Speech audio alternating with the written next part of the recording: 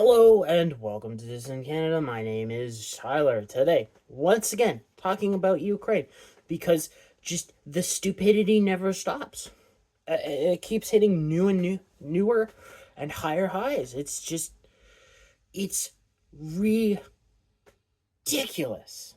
Now, it's completely understandable once you put yourselves in the power factions in Europe and in the rest of NATO, and you look at, oh, we just, by all objective metrics, have lost a proxy war in such a glorious, televised way. It makes Vietnam look, like children playing in the sandbox in scale. It is ridiculous. And if you look at it from their perspective, they can't lose because they lose face. And face is all they have. They have the facade. They have no teeth. Um, you've probably experienced this yourself if you've seen people who really can't back up their talk, and then when they lose, or as they start to realize they lose, they get unhinged, and this is just everybody who's backing Ukraine. It is, again, ridiculous to the nth degree. It is the height of political stupidity. You are in a non-zero sum game. Like, if this was, some bush war in the middle of Africa, it wouldn't be covered. You could pull out real easily when stuff started really getting tough, such as the French in Algeria. Was it last year or 2023 when they did that? So, like, things were going real bad for the French, so they pulled out. They had to. But it wasn't mainstream news on the world stage like Russia and Ukraine has been for the last almost 3 or 4 years. Like, we're coming up to the fourth year of this, or 4 years of this round, because like, the one narrative, Russia is the aggressor and the invader, blah blah blah, that all depends on your timeline. If you're looking at this round, kind of like, if you look at, say, what was this, the beginning of February 2022? But if you go back a couple months, it's Ukraine and Kamala Harris. Oh God, where were they? They weren't. I don't think it was Brussels. I think it was close, but it was one of NATO's or NATO adjacent meetings, and they were talking about giving Ukraine nukes, putting them right on Putin's doorstep. Like, that is a more aggressive move than what Putin has done. Like, he's not threatening nuclear war. I mean, his lapdogs, for the most part, are out there reminding people that if you cross Russia's red line, we have a system in place to retaliate with nuclear weapons should it come to that. That's very different. That is reminding people what is at stake. That's not putting nuclear weapons in an offensive position and saying, test me. That is, please, for the love of God, look what the stake is. Okay? If you go to 2014 and you look at when the Russians took Crimea, that is, again, an aggressive move. But again, if you go a couple months earlier in the timeline, you're at a point where you've got the Maidan coup. You have a Western puppet being installed, and you have, in all likelihood, the takeover of Ukraine by NATO. That's a more aggressive move than defending your base in Sevastopol by taking Crimea. Okay? But that's not even when the conflict started. There's a bunch of little stuff in between there, but if you really want to know when the conflict started, it's 91. When the when when the Soviet Union fell and NATO marched in and stopped referendums in populous areas that wanted to stay united with Russia in the Soviet Union, all right? Because there were a lot of them. When NATO put a stop to that and ripped apart the Union piece by bloody piece, it became inevitable that some kind of conflict between NATO and Russia would happen in the future. Because NATO has no off ramp ever. Once NATO was created, all right, its objective became clear: to rip Russia apart, well, the Soviet Union and the constituent states, and make them their bitch. Or, as I have phrased it, turn Russia and the Soviet Union satellite states into the new African wealth extraction slave states. Because that's what the European leadership thinks.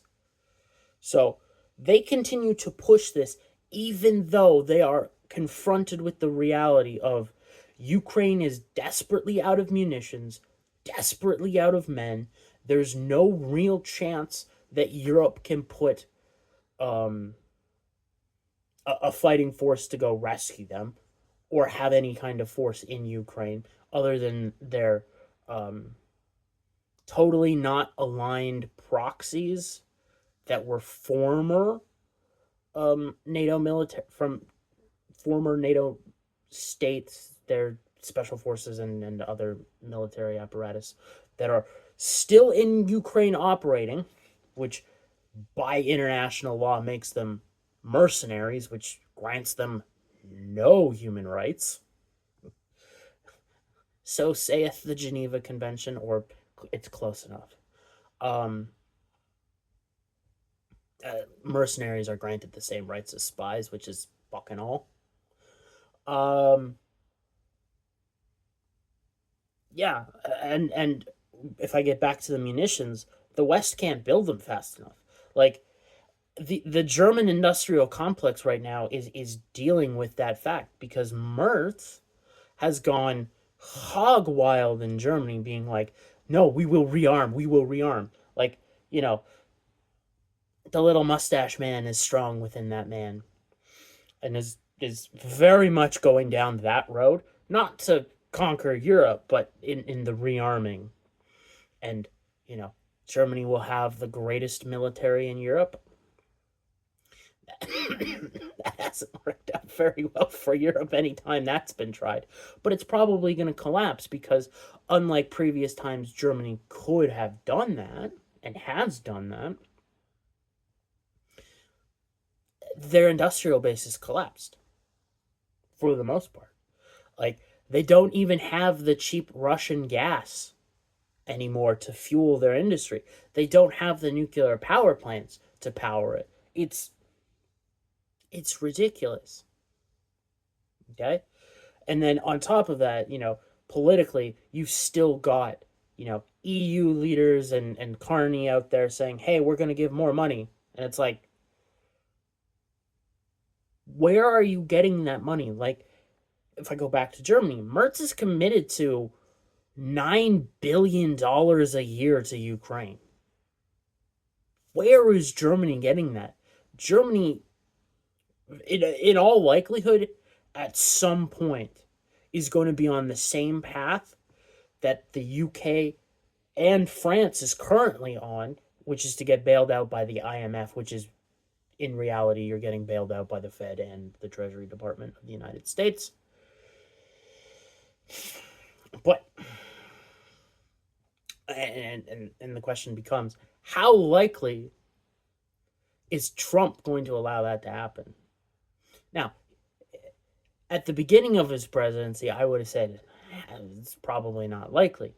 Now it's, you know, what concessions can he get from the Europeans, and what kind of back laundering deal can he get where he's like, yes, we will bail you out to a tune of X billion, but we want you know 1/2 X directed back to our military industrial complex, or we want you know these investments in these key strategic sectors. Like, I think that's the deal Trump will come to, should that come to pass. It's a little iffy with the French, if they'll get bailed out or not. They're doing like a massive bond sale on the 4th of September, so that's not that too far off. And then is it the 8th or 10th? There's like a budget thing that's going to go on that could trigger another series of elections, not for Macron, but for the prime minister down. So that's very interesting, and it's all economically motivated. People are saying, no, the politics dictates the economy. No, it's very much the reverse, especially if you have a historical context. Keir Starmer in the UK is just so screwed at this point. If there is a failed bond sale in the UK, which is possible, I don't think it's highly likely to have a failed bond sale, but you could get a sovereign debt crisis where yields just jump out of nowhere, or what appears to be nowhere, because the risk premium is too high, especially when you consider that people want US treasuries and don't so much want gilts. So you've got that prospect going on there. Canada thinks it can give another $2 billion, which, sure, go ahead and try. You're going to do another, like Carney's going to do another at some point, probably next year, because I don't think he can get away with it any earlier. He's going to do another dollar-denominated debt bond sale, which is just going to really hurt Canada even more.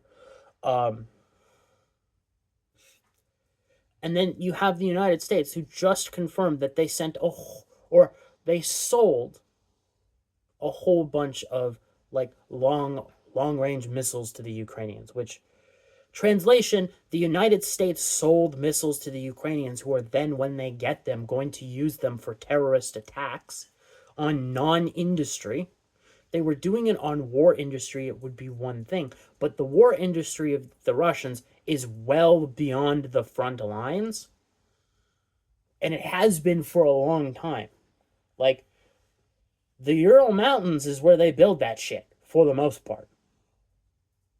Very smart on their part, because war factories in the mountains, you've got to commit to bring them down, and I mean commit. All right.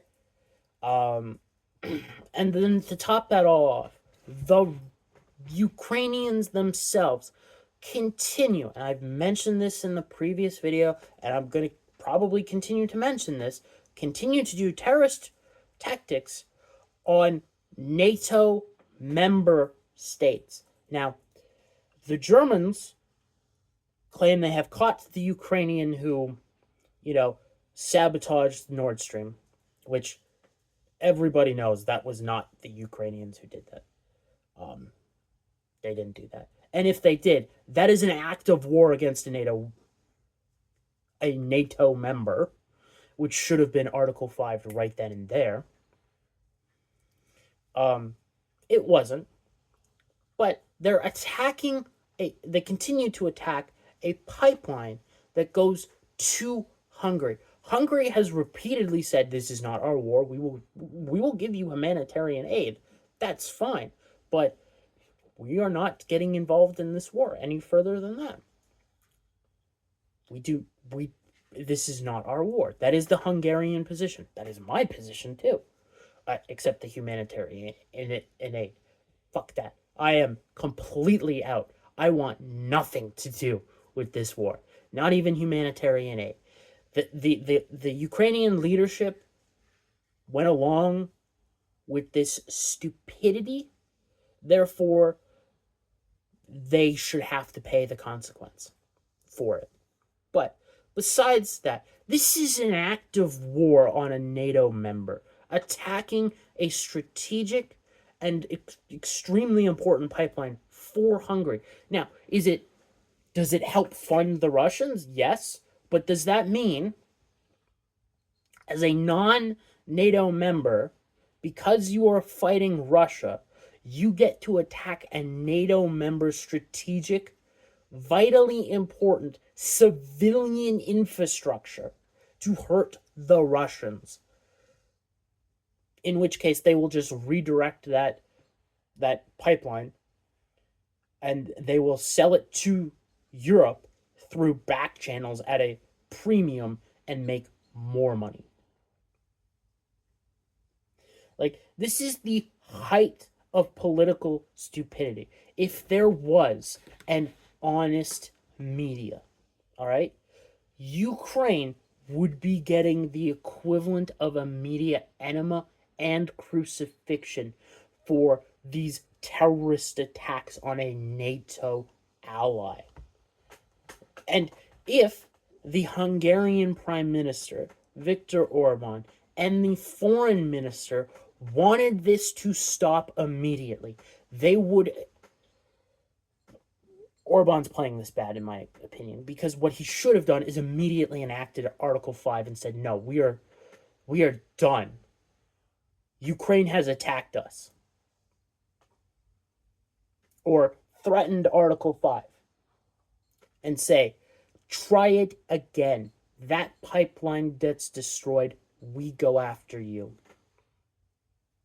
Now, obviously, if that were to happen, the risk of spiraling the war out of control into a massive European land war is there. But the Ukrainians won't stop until someone who acts like a parent comes along and gives them a good, hearty slap upside the head, to say the least.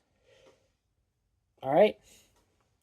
By just standing there and letting this happen, it's going to continue.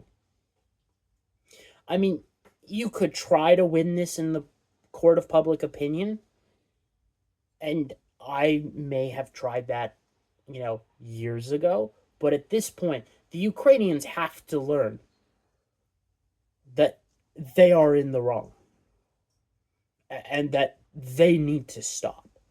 Like, don't get me wrong. Russia has done a lot of bad things in this war as well. It is war. There are no good guys, all right? This is geopolitics. That there are only assholes. There is not good or bad. Nobody has hands that are not stained completely in blood, all right? But that being said, the Ukrainian cause is just stupid. Like, you had 2 oblasts, like something between a state and a province, that when you had the Maidan coup happen, were like, nope, we are not having anything to do with this. We want more of a federalization project to go on. We want to be more independent. We want as little to do with the Ukrainian government as possible, which is their human right, in my opinion. If a state or a province says we want out, that should be their right. Absolutely their right. It was a majority Russian-speaking population. They wanted friendlier ties with Russia. Perfectly fine and reasonable in my point of view. To then go and slaughter these people, and I do mean slaughter. They were targeting churches at Sunday Mass for like 10 years. Yeah, like, you want me to be on those people's side? Who then, took women and children into the depths of Mariupol, whatever plant that was, and used them as human shields so that the Russians wouldn't attack them as hard as possible. Like, no. Like, the people who continue to target Russian infrastructure and not just Russian infrastructure, but like directly target civilians. Yes, Russia has hit civilians and has hit civilian targets, but they have done so to minimize casualties. Like, they have hit, like, when you look at their attacks on civilian infrastructure, and specifically the energy grid, they have hit targets that, for the most part, majorly affect um, the war effort and not so much the civilian populace. Now, the other night, they attacked Kiev. I have not been able to dig through exactly the targets they've hit yet. Some civilians were killed, and again, that is a tragedy, and like, at some point, Russia's going to have to pay for that. And when I say pay, I don't exactly mean like, oh, let's go hit the Russians. I mean, they will pay a humanitarian a cost to their humanity. Like, but it's not on the same level of the Ukrainians, who, again, I bring this up all the time, launched a attack on civilian infrastructure, the Kerch Bridge, however it's pronounced, from a humanitarian corridor. There is massive difference between the Ukrainians and the Russians. Okay? The Russians are fighting a war in a way to minimize civilian casualties and to minimize their own casualties while drawing out Ukrainian forces and NATO munitions. Okay? The Ukrainians continue to understand they're losing and do terrorist acts. I'm done. Like, it's the height of stupidity to back Ukraine. This is as bad as, if not worse than, backing the Diem brothers in Vietnam. And if you do not know the Diem brothers, the president's brother, okay? He was super into the funny little mustache man, and his homie Himmler was super into them. Very much like the Ukrainians tend to be. But more so with Bandera than, you know, all the funny little mustache man's homies. But, like, the atrocities that, like, the Banderites commit are the same level that the president of Vietnam, or southern Vietnam, did. It is... I don't know how you back them. Now, again, does Russia do bad things and you could say this is an atrocity? Absolutely. Again, no good guys. But Russia's fighting a defensive war from their perspective and from reality, because you have NATO encroachment that wants to rip them apart and has used, all sorts of nefarious ways to try and rip Russia apart. Like, at a certain point, you just got to back off and just say, all right, Russia and Russians have the right to decide what goes on in their own country. And when we come and fuck with that, well, it's on us to get our asses. Like, if we start losing, it's on us. And that's what's happened with Ukraine. Like, in 5-10 years after this ends, people are going to realize how stupid this war was. Like, you'll hear it from people right now who are super diehard into this war still. They will come out, friends, family, whoever, and be like, yeah, dude, that was bad. And they will completely wipe from their mind that they were ever super for it. It's the same with the Iraq war. Both times, the Afghanistan war, the Vietnam War, all those other little proxy wars that the U.S. ran, and everybody else. Oh, how can I forget what happened in Yugoslavia and specifically Kosovo. It's when NATO starts wars, it's never the good guy helping out. Let's just put it that way. And NATO started this war before I was born. Anyways, that's the end of the video today. Hope you had a good long weekend, and hopefully tomorrow, the beginning of the work week, does not suck super hard. At least it's a 4-day week. Until the next video, I will see you